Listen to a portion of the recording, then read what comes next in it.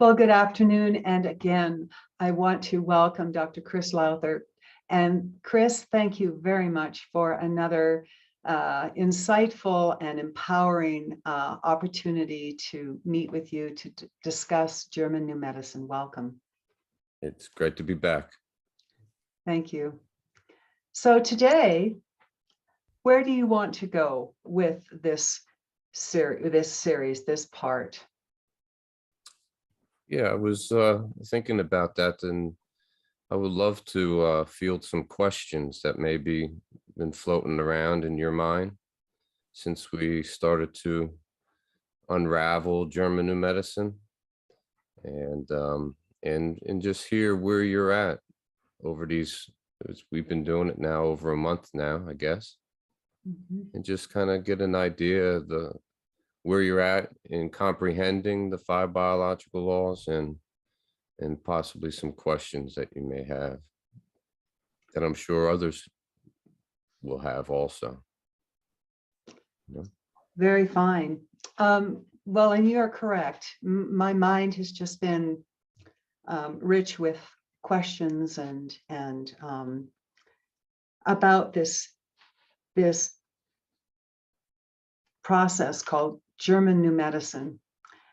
And I thought that it was a very simple background concept.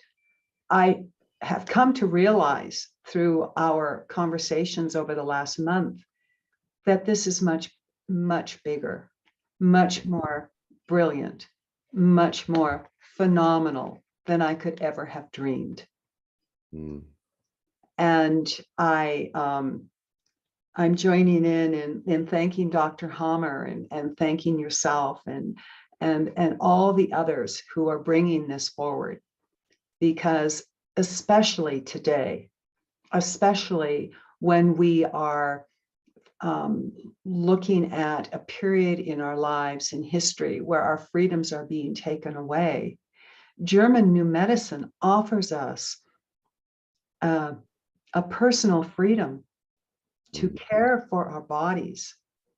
And that is probably the most striking aspect of German New Medicine, because what I'm learning through you and through your teaching of the 5 biological laws of German New Medicine is that our bodies understand how to deal with the assaults upon our bodies, and then take us through a very gentle healing process if we listen.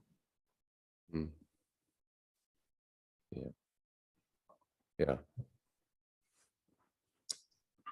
And listening is key, and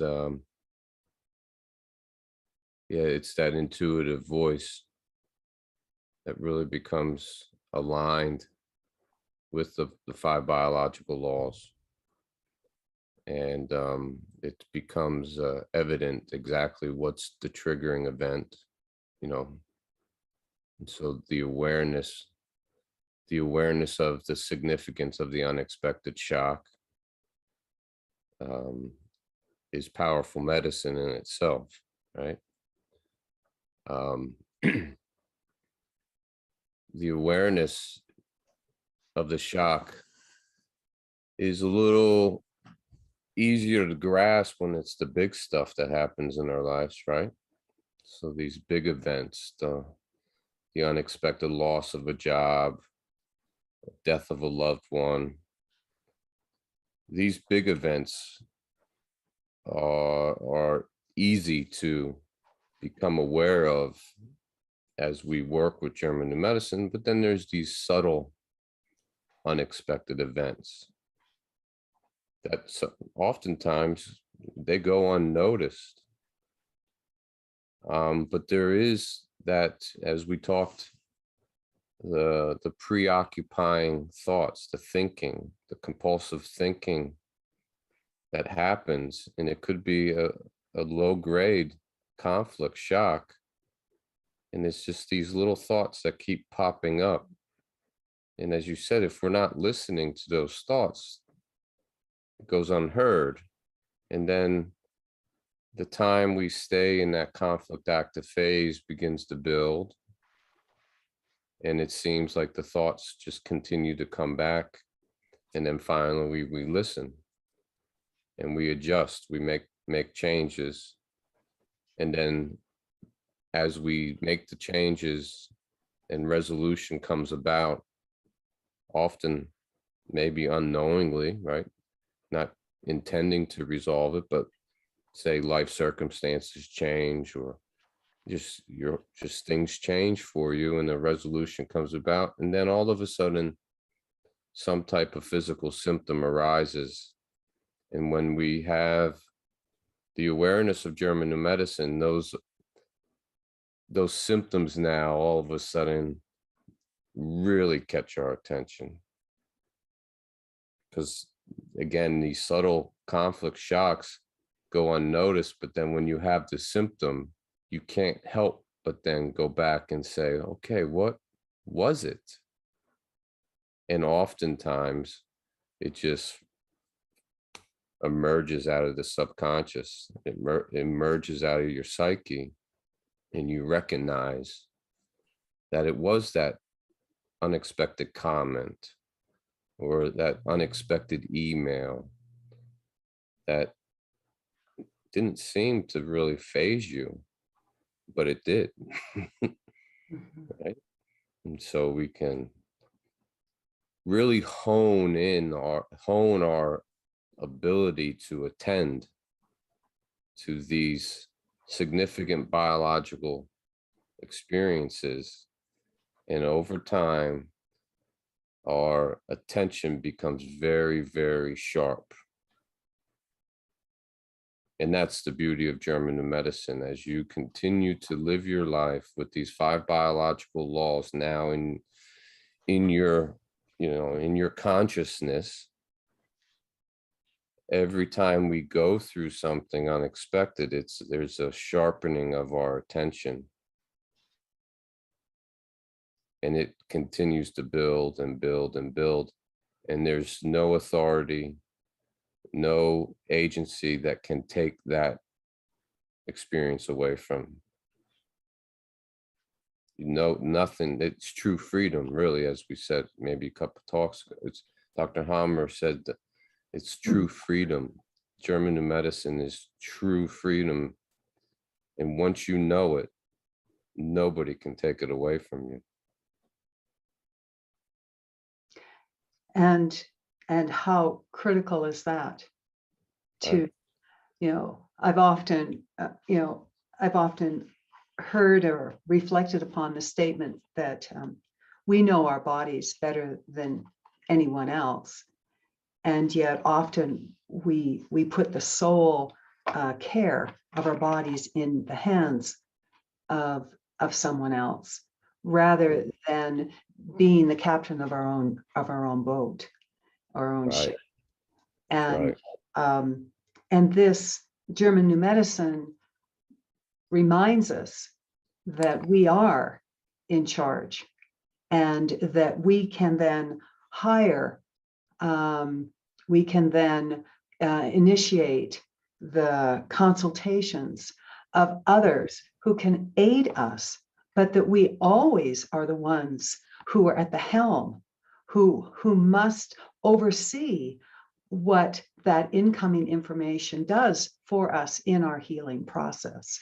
But it just underlines how to give up our authority over ourselves is to essentially abandon our own wisdom, abandon our own freedom.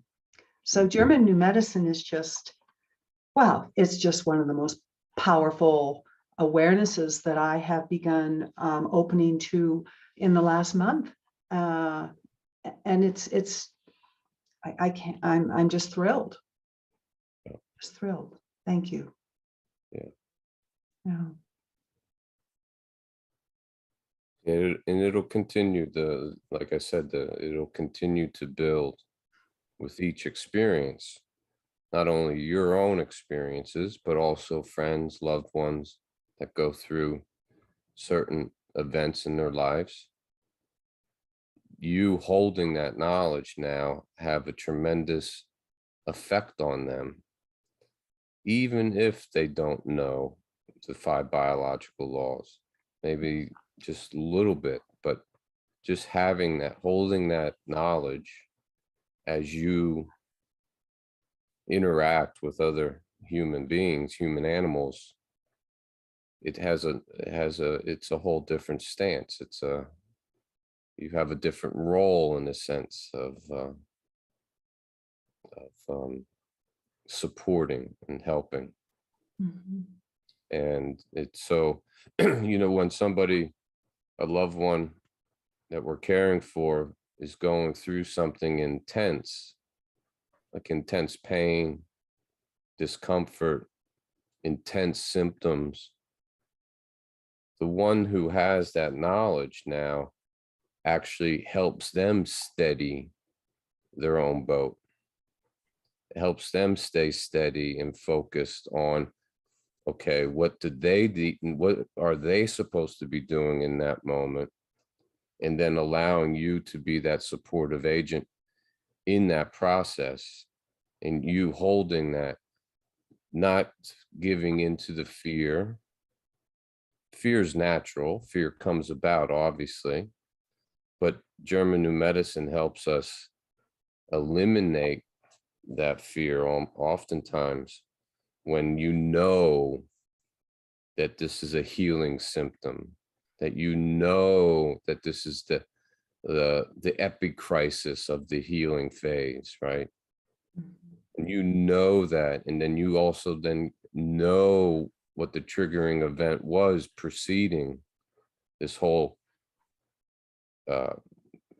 recovery phase, the healing phase. All that information, all that knowledge, again, helps steady the approach. It helps steady going through that healing phase that they're going through, and also yourself. You keep it steady, and that's powerful medicine for people.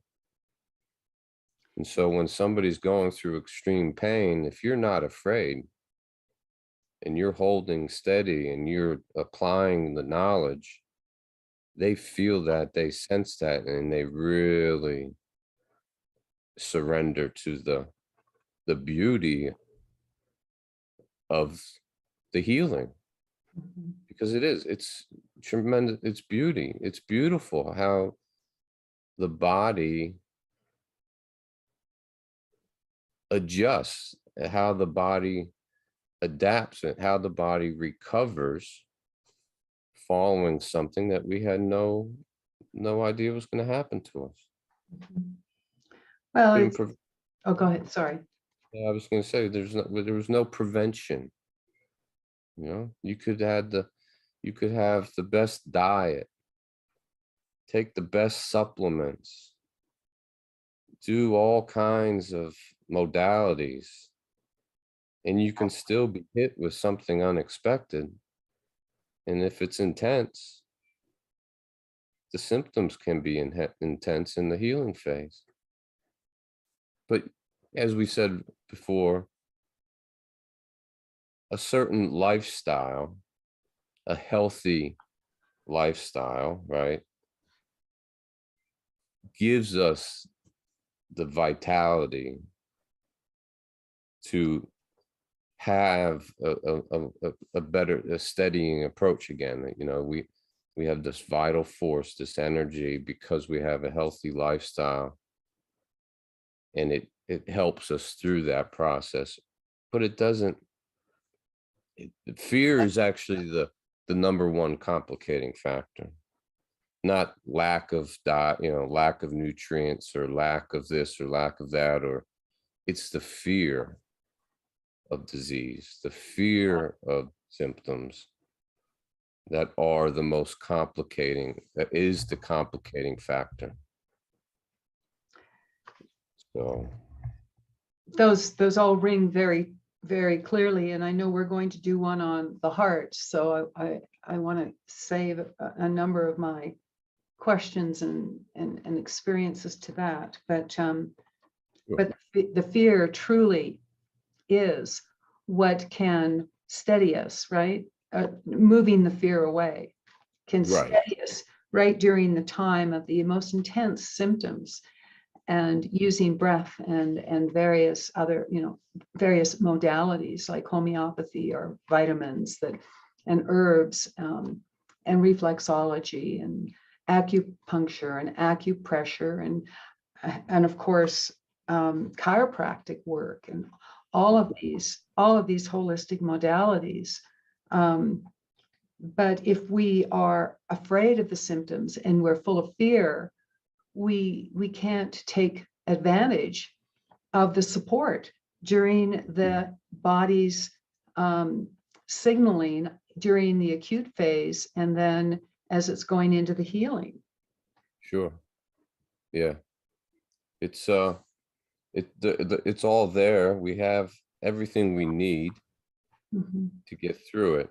But if there's fear, it's going to impede that natural symbiotic relationship. Mhm. Mhm. The fear will impede it and potentially even stop any type of healing from happening. Right, right. Yeah, And so, the fear creates the contraction and interferes with the blood flow to wherever that ailment is occurring. And letting go of that fear opens all of that up. Yeah. yeah, yeah. And we can also add stress to this too. So when we're in a stressful situation to begin with, and then something unexpected happens, that stressful situation is obviously going to enhance the conflict activity, right? So we're in a stressful, if we're in a stressful job or a stressful relationship, and then all of a sudden have an unexpected shock happen, and we find ourselves in conflict activity where the sympathicatonia, right? The sympathetic nervous system is elevated, cold hands, lack of appetite, combined with that other stress, you can see how that enhances, that actually creates more sympathicatonia, right? Which means there's more physical changes taking place at the organ level that would be that would need to be healed, right? Mhm. And then the same applies when we're in the healing phase. If we're in that stressful environment and we go into a healing phase because the psyche resolved the conflict, now that stress can impede that natural healing from taking place. And so it's important that we manage our stress levels in our environment when we go through these situations. And at the same time, be careful that we're not directly associating the stress with our condition. Could you So, explain that? yeah. So it's very common that when German New Medicine gets thrown in the conversation, particularly with alternative practitioners, oh, this is just another way of explaining how stress creates disease. Right. It's just, so this isn't nothing new. This is, well, that's incorrect. That's a big mistake they're making, knowingly or unknowingly. The stress is not what brings about disease in the body, but it does have a complicating factor when the unexpected shock occurs. The unexpected shock, the highly subjective unexpected shock, is what activates a significant biological program that is designed to give us an edge. It's designed to assist us through an unexpected distressful situation. And yet it can happen within a stressful environment, but it's not the stress that had activated it. It's a very, it's I would say subtle nuance, but once you make that shift and you understand the role of where stress comes into play in this, it's so relieving. Because I mean, how many times do you hear, oh, I got sick because I was so stressed out. I got sick because the stress of taking the final exams, or the stress of the relationship. And it's almost a victim mentality. Like, yeah, life is stressful at times. Life can be stressful, you know. But a lot of people put themselves in those situations anyway, so they're not taking full responsibility. Yeah, so it's this relationship we have with stress is something that we can work on, right? As part of our lifestyle.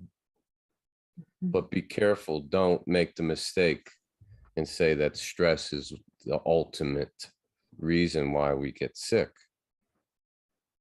We got to change the syntax. We got to use the words that Dr. Hammer has provided for us now that haven't been used before. Right? The special biological program was activated, and it was activated in the psyche, brain, and body simultaneously. Right? It happened simultaneously on all three levels,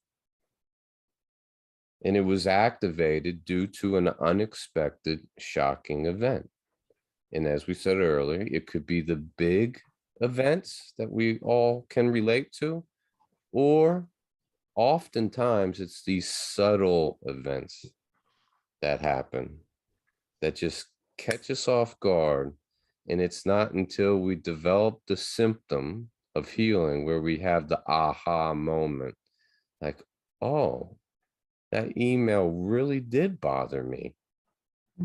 I had an indigestible anger morsel.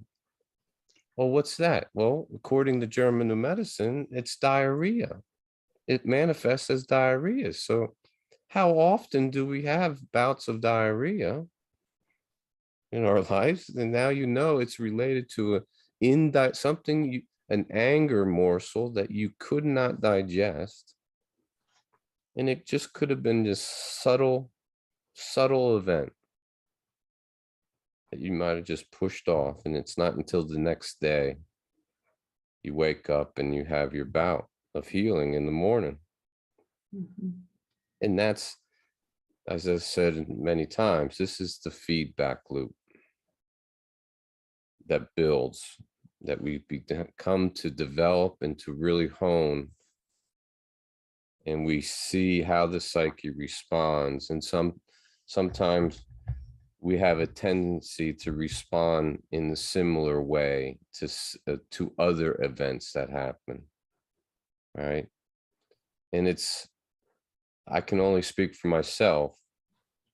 In that experience where you have something that recurs time and time again in response to different unexpected shocks, the moment that you really grok it, the moment that you really get it, that your psyche has let's say, a vulnerability to respond to events with an indigestible anger.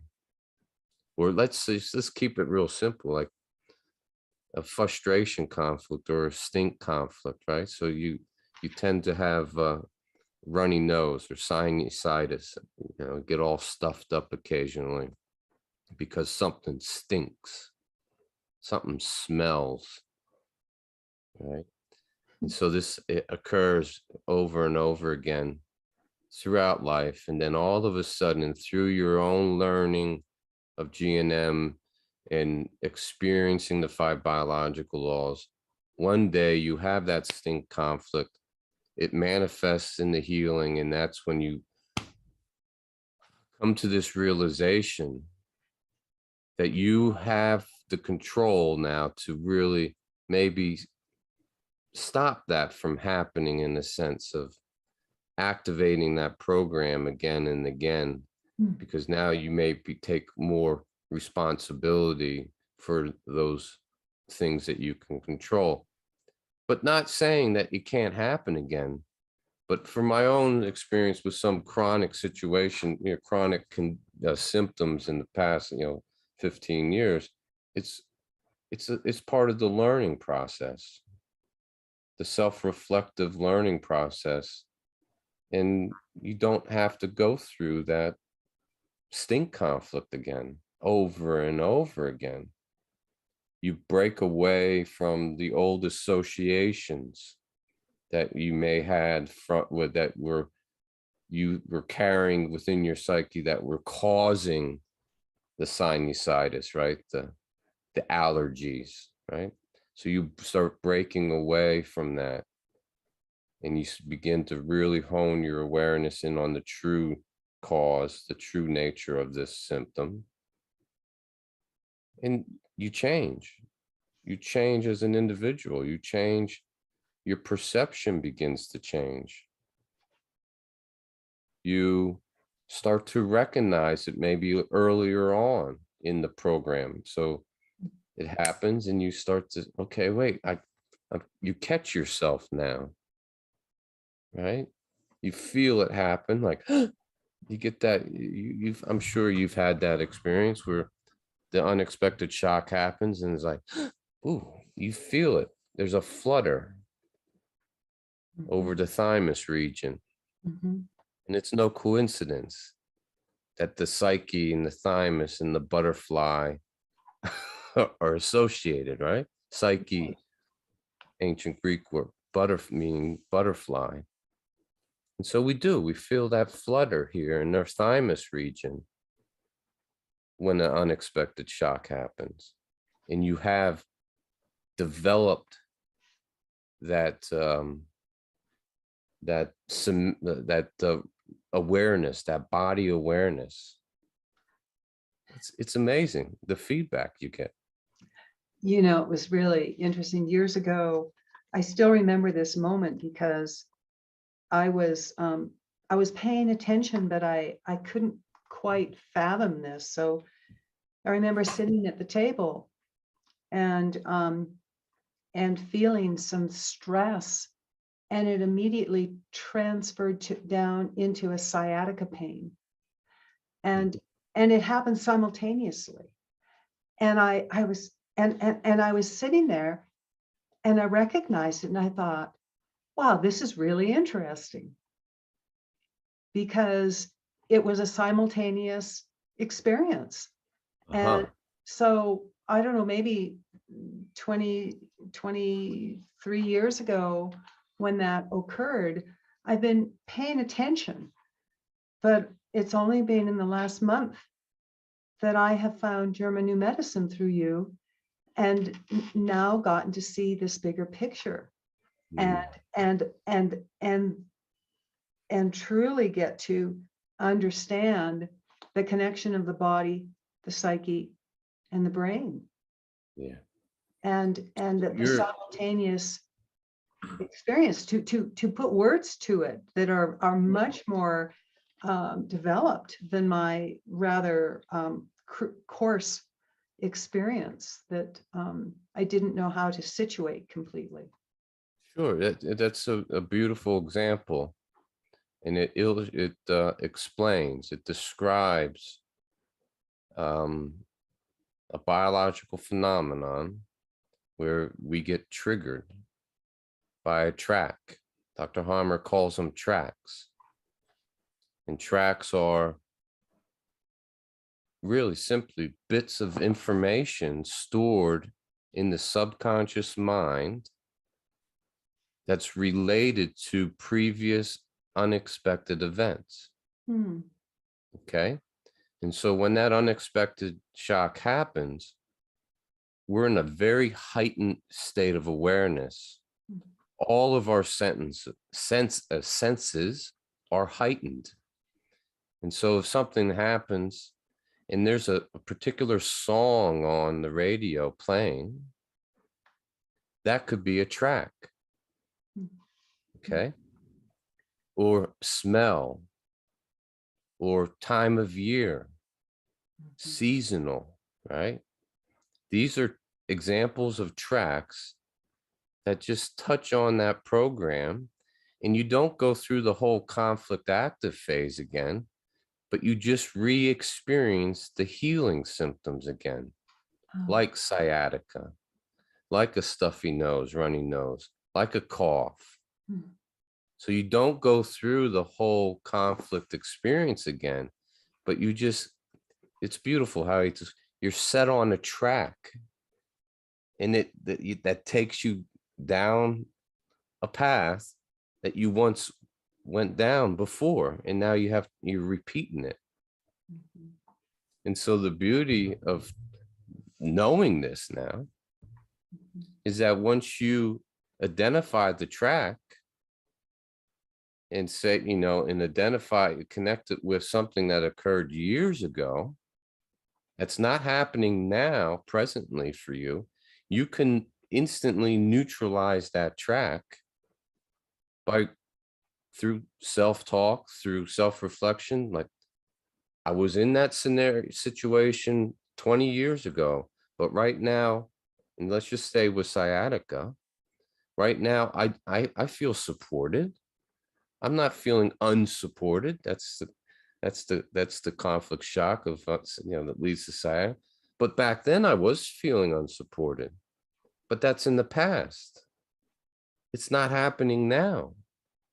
The subconscious doesn't know that, though, right? We heard that, the subconscious can't distinguish between past and present or future, right? So, but anyways, when we once we recognize that we've encountered a track, and we can get a little emotional too. There's that flutter when we encounter a track. So another signal from the body that helps us hone in on the track. Once we recognize it and bring awareness to that track and the significance of that track, neutralized. Right. And this is how we work with so-called allergies or chronic recurring symptoms.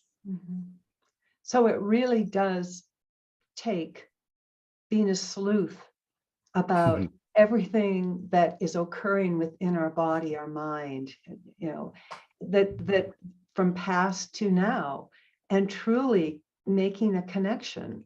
I like to call the symptoms roadmap to what is going on, and to really honor that rather than looking at a symptom as something to wipe away. We must go into it. We must embrace it with tremendous curiosity. Again, that anthropologist from Venus or that anthropologist from Mars, and just really look with curiosity and delight and a reverence to the process. Yeah. Yeah, one of my students, she often brings it up that she has to put her Snoopy hat on, using that probative faculty, looking into it, being that detective, looking at the evidence, looking at the facts, right? But yeah, being the sleuth, paying attention, listening, and it develops over time, but oftentimes, and particularly when we're interacting with other people, and I get this often, like, so I'm having a symptom, what's the German new medicine perspective on this, and they'll ask me. Well, oftentimes I'll just sit back and let them begin to talk, and oftentimes as they talk and let things out, there'll be key words that they use that give me the clues of what's going on. And oftentimes we just sit back and listen. Yeah. And they'll continue to develop the picture for you. And because if you know one of the three levels, if you know the symptom, let's just say, and you know the organ symptom, and then you know what the psyche component is. You know for beyond a doubt. You know that the diarrhea is a result of an indigestible anger, not a territorial anger.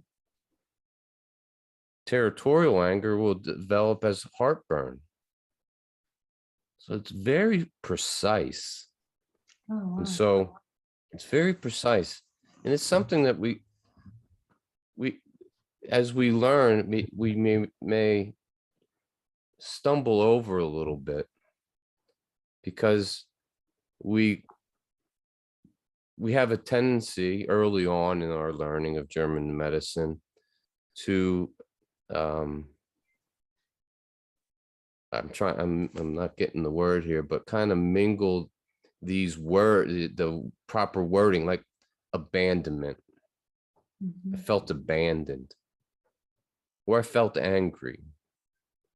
Well, if you have the diarrhea, I don't know why we're on this thing here with diarrhea, but That's okay. It's a good one. It's a good it's one. it's very common right now, by the way, if you Oh, didn't know. yes. But if you stick with, you know that it was an indigestible anger Mhm. versus the emotion of anger. That's what we sometimes have, right? So what I'm saying is, when you have a particular symptom, you can go back and know exactly the emotional theme Mhm. and stay with that, right? So, for example, if you're speaking to a friend and they have a skin rash going on, Mhm. you know in your mind that they've experienced a separation conflict. Okay? So as they begin to talk and share their story, they may begin to describe their experiences with emotions. Like, I was very angry at him. I felt abandoned by him. And so they're kind of dancing around it, right? But if you don't kind of nudge them a little bit in that direction of the separation, they may just psychologically make this whole story, and you'll never get to the root of it, or they'll never get to the root of it. So not only do we listen and that we allow them to speak, but we can also gently nudge them in a certain direction when you know the conflict theme. Mhm. And so if they spend the first 30 minutes just talking about these emotions that we're having over a certain situation, and they're talking about all these other situations that's going on, and it's just not jiving with you, you're just not making sense, then you can just say, well, separation, did you feel like you lost contact with somebody, physical contact with something, and then all of a sudden their awareness goes boom straight to a particular event, Mhm. not all this other stressful stuff that's going on, but a particular event where they no longer can touch somebody, Mhm. or they're not feeling touched there, like in the hands, right? Mhm. Couldn't hold on to that person.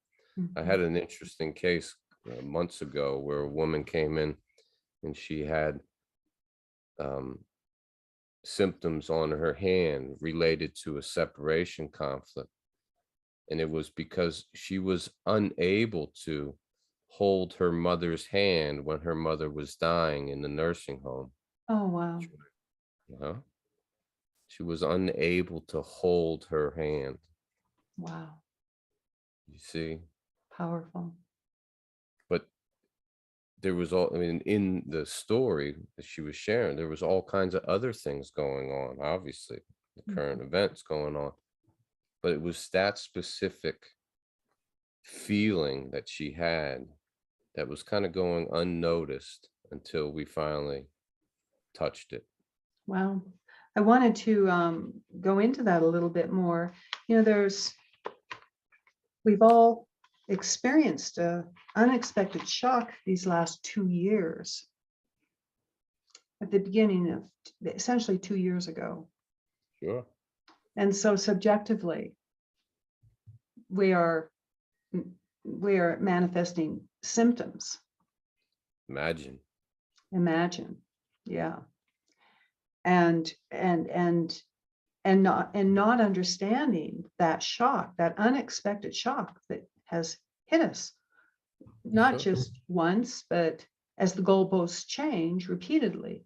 It's like shock upon shock upon shock, depending upon how aware people are of what is unfolding out there in this narrative.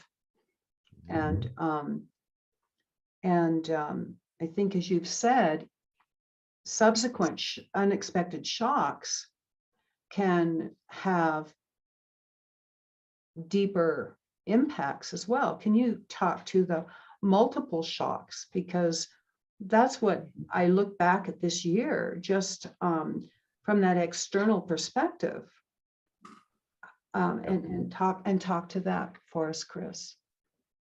Yeah, we'll dance now. Okay. We'll do a little dance here. Okay. Because this is powerful when you have this, what I'm going to share with you, this particular perception of what's unfolding right now. And we can start at the very beginning. And there was a certain narrative that was being put out that was supposedly causing or explaining the reason for certain symptoms, right? Sure. Okay. Was it really happening? Was it people really dropping in the streets? From my perspective here in rural countryside, there was nobody dropping over dead, right? But it kept going, right? And so then things started to come down. Certain shocking restrictions happened. And then all of a sudden, some people started to develop symptoms, possibly, some people, not all people. It wasn't across the board, but in certain areas, there was apparently people getting sick.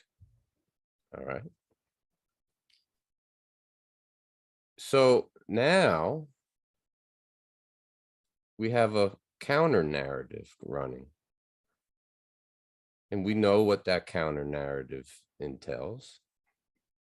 And it's about a particular procedure that's being done after this whole time, right? 1.5 years, 2 years.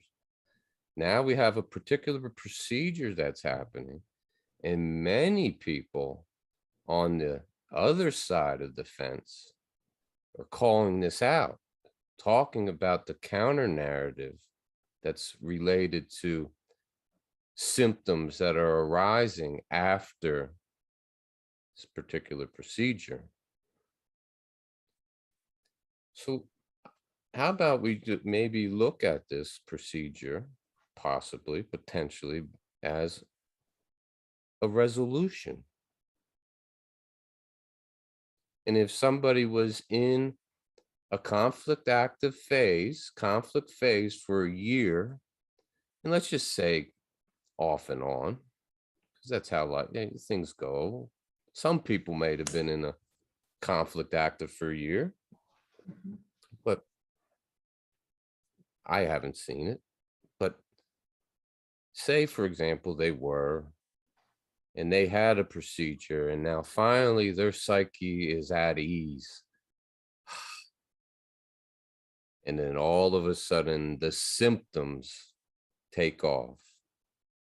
The myocarditis, you name whatever symptom, the seizures, the strokes, the Bell's palsy, possibly, paralysis, all these different symptoms that are being discussed within this other narrative, these are coming about. But are they coming out? I don't know. That, again, in my own personal reality, I haven't seen it. Now, I've been told through this device, different outlets that it's happening. But personally, I haven't seen it. But I do see people, though, because of the duration of what we're going, how long we've been going through, I do see now people being more vulnerable to unexpected shocks and things that are developing in their life coming about, and then them developing certain symptoms. Are you following me here? I'm trying to. Yes, I think I am. So I'm trying to make a subtle point here, but I don't want to, and I hate not being able to talk about it, really. well, the Really, censorship is yeah, so it's real. horrific that it makes us have to create another form of language to communicate things with words that we can't even use, and it's Right. rather ridiculous. So But we were scared of rabies in the beginning, and now we're scared of the medical procedure that's coming about and that people are getting forced to take, right? yes, And could yes, these very well be the unexpected shocks that activate the biological programs in the people, and they develop the symptoms that follow, right? So for me, that polarization that it has occurred between the two narratives, the main narrative and then the counter narrative, the resistance, the people that are fighting it. That's a game that I don't play. I don't play in that game, never have, because as Dr. Hammer just elegantly and precisely explains to us, that these elements of these narratives don't apply. Don't apply. So if the little critter really did exist, it would have a symbiotic relationship with us, right? And at the same time, the procedure is, yes, toxic, poison, but how does the body handle that? How does the body handle toxins and poisons? Well, this is a subject that we've been getting on occasionally, and it's something that we can't ignore and deny. But if someone is really hung up on not having the procedure, don't you think their psyche's vulnerable to an unexpected shock that would then manifest in certain types of symptoms, right? So do we prepare for it, or how do we prepare? How do we prepare for it? Do we stay in that fear mode? Or do we just continue on with the things that we can control in our own lives and the choices that we can make in our own sphere of influence, and just let this thing play out, right? And deal with whatever comes down the pike when it, and if it does come down the pike. But this whole thing that's happening right now, and it's really strange. A lot of people out there are talking about these coming months, and that people are going to be dropping over like crazy, right? what's your sense of that? Yes, I know. I hear it so much that when I hear something so much, I really, my mind goes, You're snooping. your Snoopy hat goes on, right? And you're like, Yes. whoa, wait a minute, this doesn't It's too something. rampant. It's too rampant of a narrative, and I Sure, question it. Yeah. sure. And I question it every day. And I oftentimes don't even pay attention to it, really, to be quite honest. I don't pay attention to the counter narrative. I don't pay attention to it because I sense the same ones that developed the other narrative developed the counter narrative. And it's the same ones who know and are aware of Dr. Hammer's work for the last 30 years, Yeah. right? Yeah. They know the significance of the unexpected shock. Yes, and they understand that everyone is vulnerable to it because we cannot control the unexpected shock. Number one of the biological laws that Dr. Hammer presents to us. So if we live a life deep in fear, if we live a life where we are not taking care of ourselves in eating well and exercising and spiritually developing ourselves and being in a loving loving way, then we're going to be more vulnerable. Yeah, I Yes. mean, We're going to be well, the how we heal I'm from it will I'm be going different. I'm going to the individuals that are often part of this counter narrative, and they promote a healthy lifestyle. They promote, you know, eating well, right? They promote Yes, all this, that's true. Mhm. right? So is that enough? Well, no, it's not enough to deter the impact of the unexpected shock. Yeah. It's the awareness of the significance of that unexpected shock that is the true freedom, the true path to freedom. Yes. And until they acknowledge that in all its beauty, those in that counter narrative are they're still missing the boat. And you know, it's the fifth biological law, Kathleen, that a lot of folks within the field of medicine, particularly alternative medicine, have a hard time with. Tell us what And that one they is. don't accept it, don't accept it. They don't accept the fifth biological law, which is the quintessential that all so-called disease are significant biological programs designed to assist us in an unexpected distressful situation. It's it. That's the fifth law. But for some reason, so many with brilliant minds, by the way, I mean, brilliant people talking out there right now that know about German new medicine, but don't acknowledge it. They push it off as some other mind body explanation, or push it off as some uh uh stress, as we said earlier, stress induced paradigm, explaining the manifestation. But really, you think about it, and again, it's the words that are powerful. We have special biological programs encoded in every cell of our body that are encoded with a specific intent to assist us during unexpected distress. I don't know about you, but I have a real hard time. Why can't people get that?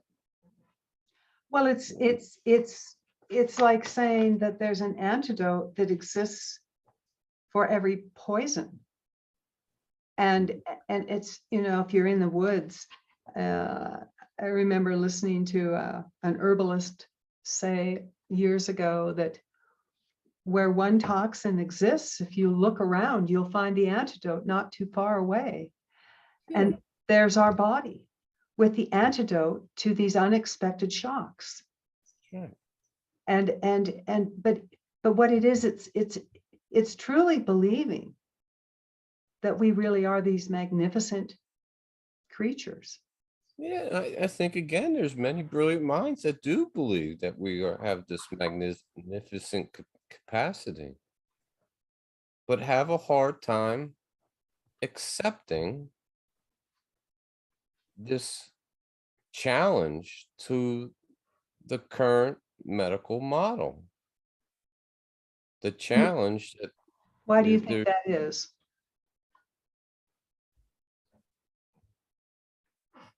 they have a lot invested, potentially, right? They got a lot of investment into whatever they're doing, have a hard time letting that go, maybe have a hard time admitting that they're wrong.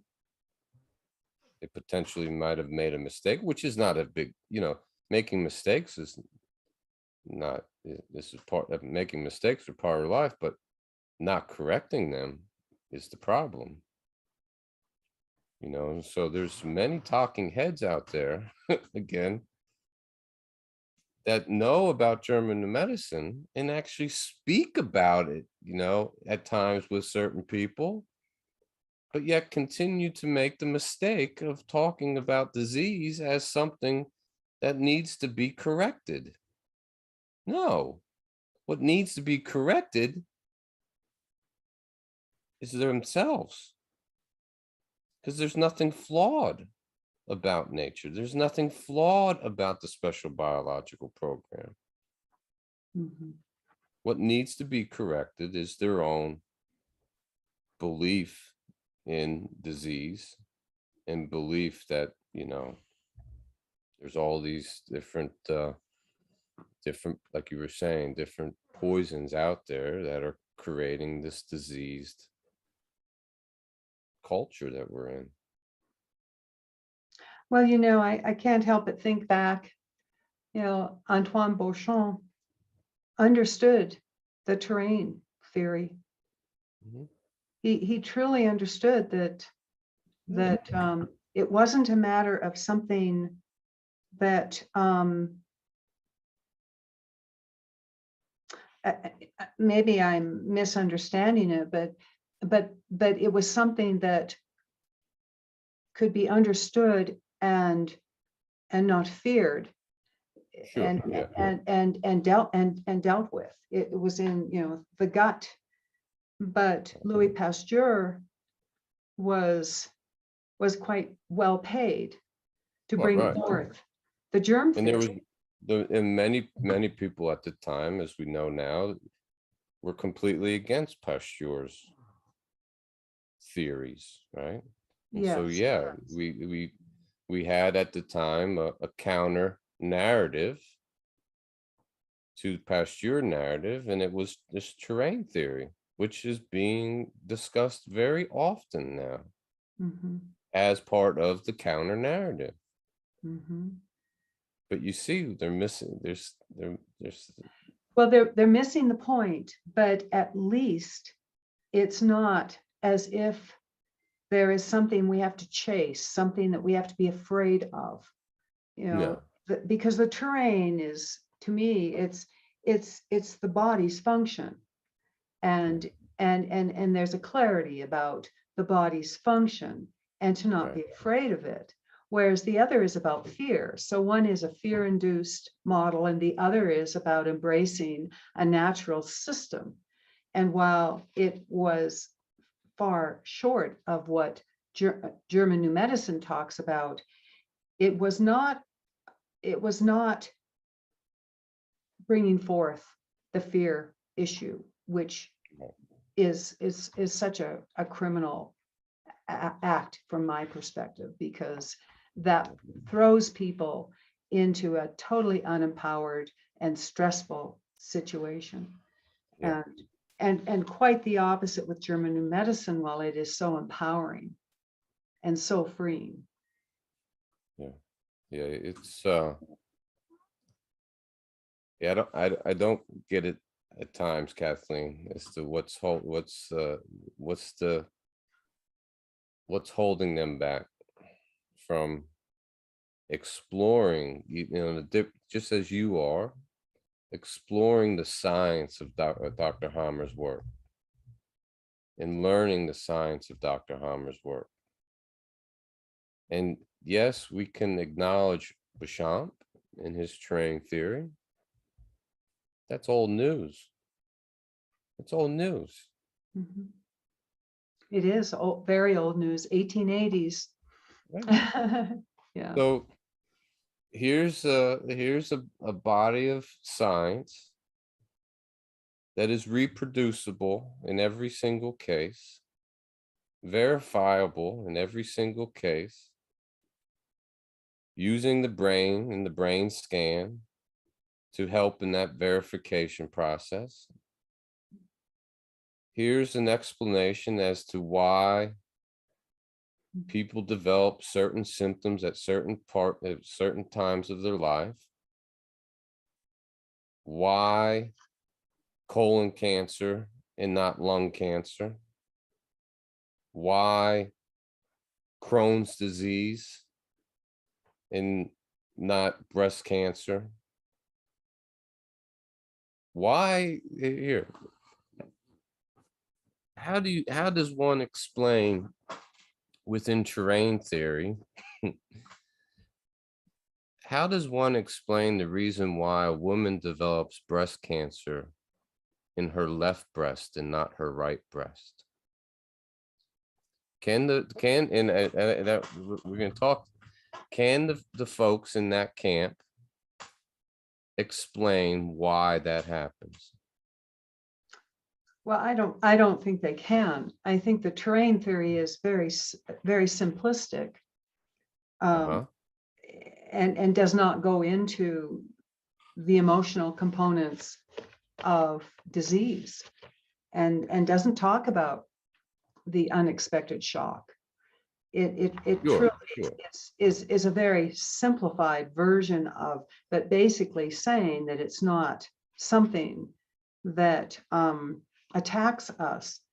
It's the terrain theory, from my understanding, is just to say that we have a system within us that is symbiotic.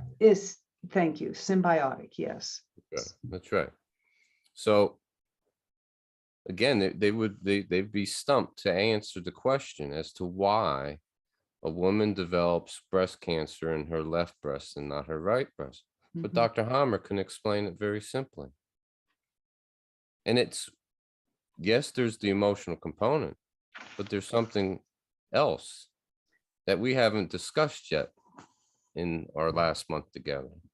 And it's called biological handedness. Our biological handedness, or biological laterality. And our biological handedness is determined within the first 21 days after the sperm and egg unite. As the cells are dividing, our biological handedness is determined. And our biological handedness can be discovered by the simple clap test.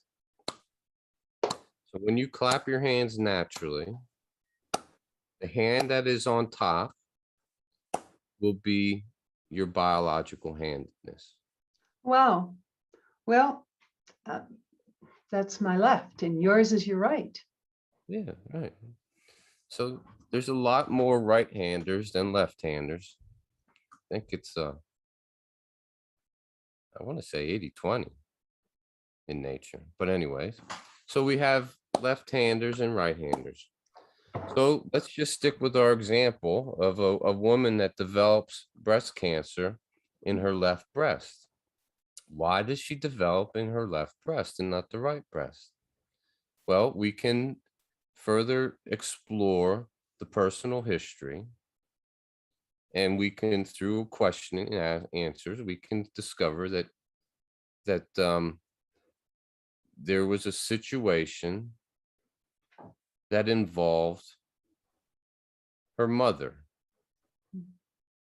Let's say child. Let's say child. Okay.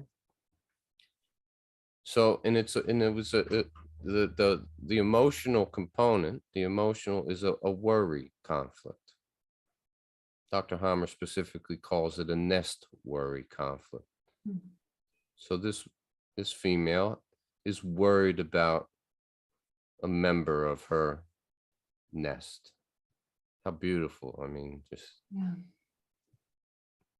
so it turns out that a nest worry conflict at the organ level is related to the breast gland tissue. This is the part of the breast that produces milk, the breast gland, versus the milk ducts of the breast, which is actually is controlled by a different area of the brain. Mhm. Therefore, it's a different conflict theme. And so a nest worry is related to the breast gland, and the biological purpose is in the conflict active phase. And so when that mother, that female, is worried about a member of her nest, let's say a child, instantly the brain sends the message to the breast gland tissue to begin to multiply, to increase the amount of breast gland tissue in order to produce more milk to nurture that child, to help that child, right? Because the breast is synonymous with nurturing. So that's the psyche, brain, organ level, but it doesn't explain why her left breast and not her right breast. Well, what Dr. Hammer found is that a woman who is right-handed, biologically speaking, would consider her left side her mother-child side, Oh, wow. versus the right side would be everybody else within the nest, Hmm. her partner, colleagues, friends, whatnot. And so this right-handed woman experiences a worry conflict in regards to her child. It's going to manifest in the left breast. Wow. Now, if that woman was left-handed, it would be opposite. Now would manifest in the right breast. Hmm. There's no other explanation that even comes close. They can't touch it. They can't get close to it. Yeah. And so this significance of laterality, biological handedness, explains why we develop symptoms on one side of the body and not the other, because it's going to be the relationship of the conflict to the other individual. Is very important. And so again, to just finish up with this example, we can see how beautiful this is. So a right-handed mother will carry her child on her left hip, on her left side, to allow herself to have her dominant hand free. Mhm. Beautiful, right? Yeah, I mean, it is. absolutely beautiful. Observing how nature works. Yeah.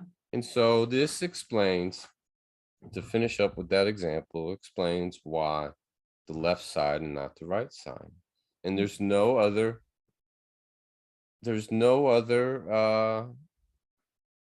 camp out there that can explain this.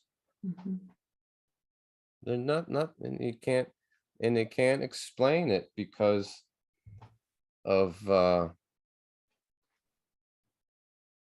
toxins.